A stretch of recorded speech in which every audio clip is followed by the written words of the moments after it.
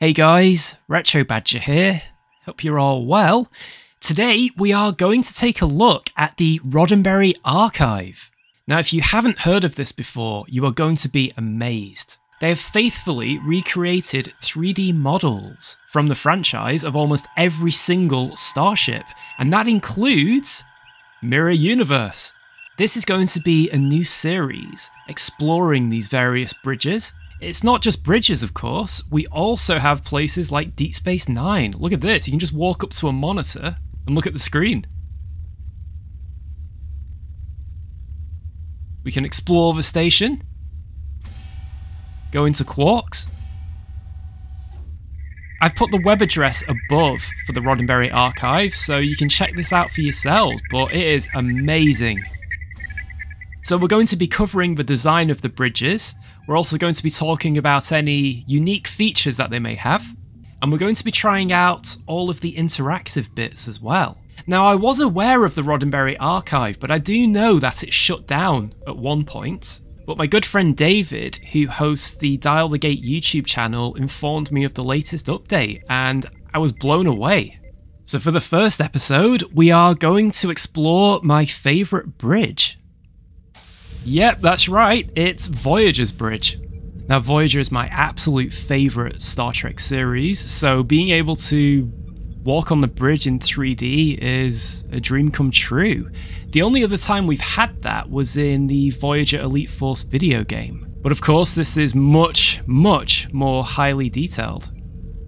Ah, now this is the station that 7 of 9 used to stand at on the bridge. Now, as some of you may know, the Galaxy class is my favourite starship. However, my favourite bridge is the Intrepid class. So of course the USS Voyager was a newer ship compared to the Galaxy class. It was a completely new design, and that's extended to the bridge. As you can see, the bridge is on 3 levels, where on the Galaxy class there were no steps. It was kind of a ramp, and it was only on 2 levels. One thing I find interesting about Voyager's bridge is the handrails. Did they learn some lessons on the Galaxy class bridge? To begin with, I thought we'd start with the most important place on this bridge, and that's the captain's chair. Now we can actually sit in the chair. There we go. And we can even activate this. There we go, so we've got our own little computer there. Picard had something similar on his chair in the armrest, but it wasn't as big as this one.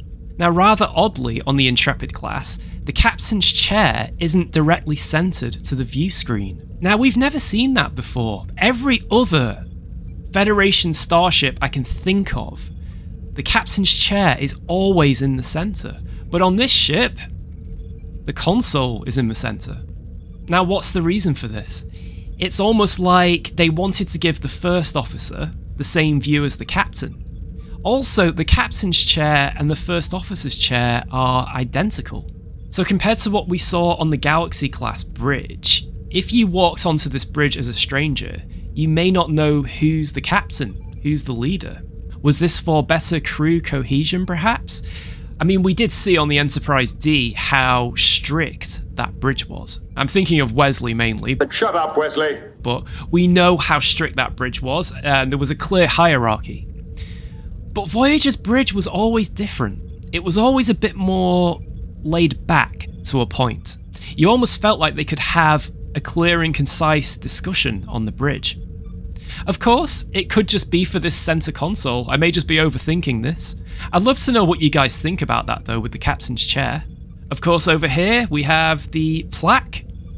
And look at that, you can actually read the writing and the detail. And we've got Rick Berman under Starfleet Command there. He's the first name on the plaque. And Chief of Staff is Gene Roddenberry. And Voyager's motto is, "For I dipped into the future, far as human eye could see, saw the vision of the world and all the wonder that would be." And that's by Alfred Tennyson. I never knew that before. I've never seen that. But if you walk up to the consoles, look at the detail. We can actually see what the writing says. That is so cool. So over here, of course, would be the conference room. Now, we can't actually access that at the moment. Over here, we have Captain Janeway's ready room. Again, I'm not allowed access. I don't have the security clearance, apparently. Now, interestingly, on this bridge, we have this corridor here.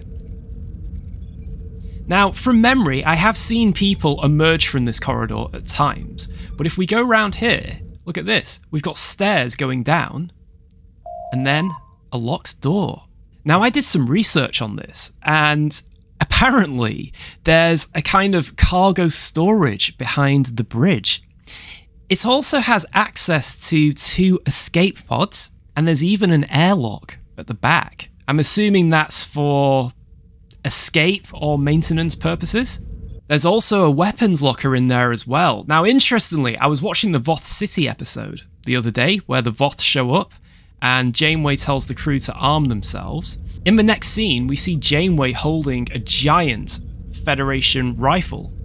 And it's like, where's she got that from? Well, I'm assuming it was from in there.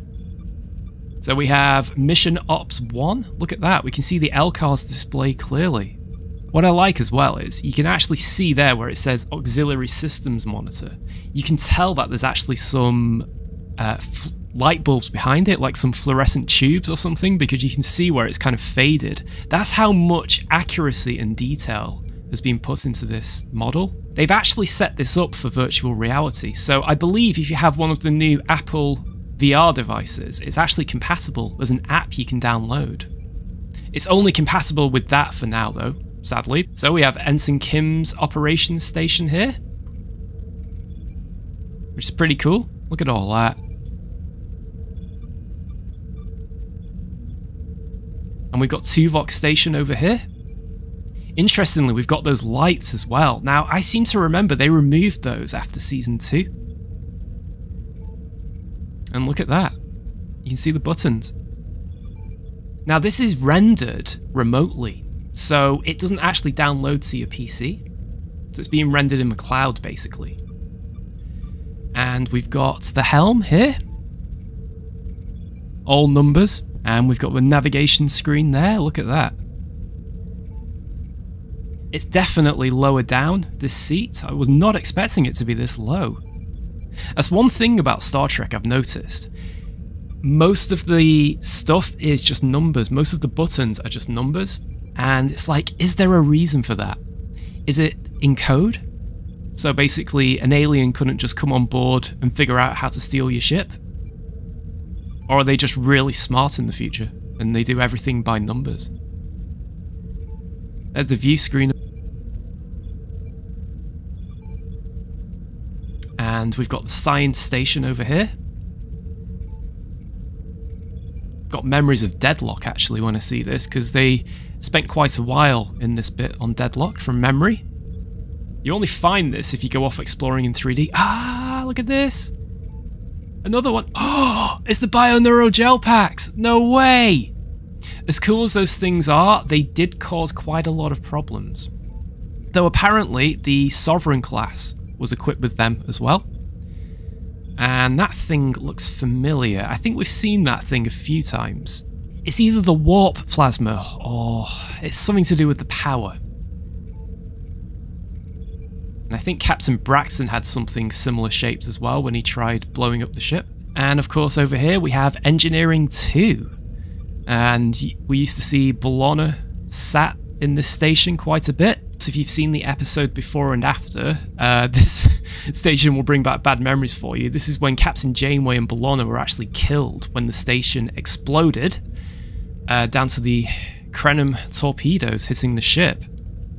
Interesting viewpoint though.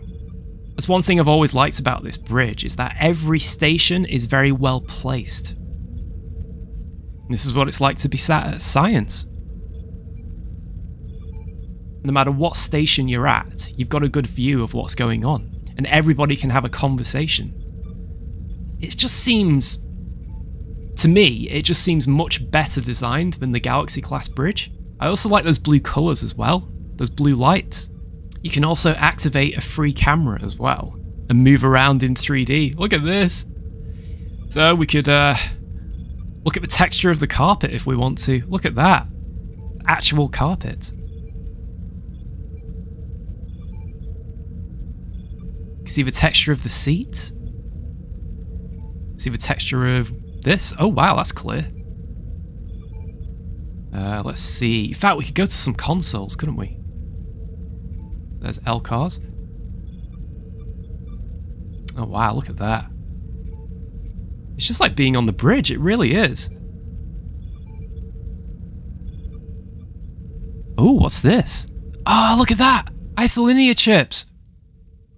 And that's interesting. The buttons look like they're reflecting onto the surface. I wonder if there is some sort of tactile response to it. We do know that Tuvok did that once when he lost his eyesight. Oh, what's this? Oh, more isolinear chips. That's pretty cool, isn't it? I wonder what else there is on this bridge. Let's see if there's anything over here on Tuvok's side. It's kind of hoping for some weapons. No. Isolinear chips, I think.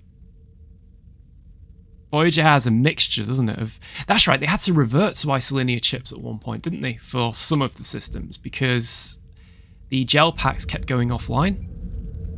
Let's hope there's no macroviruses hiding behind there, like in lower decks. Well, that was a very interesting look at this bridge. I'm absolutely amazed at the level of detail that's been put into this. It's absolutely incredible. And the great thing as well is that it's free for everybody to use and look at.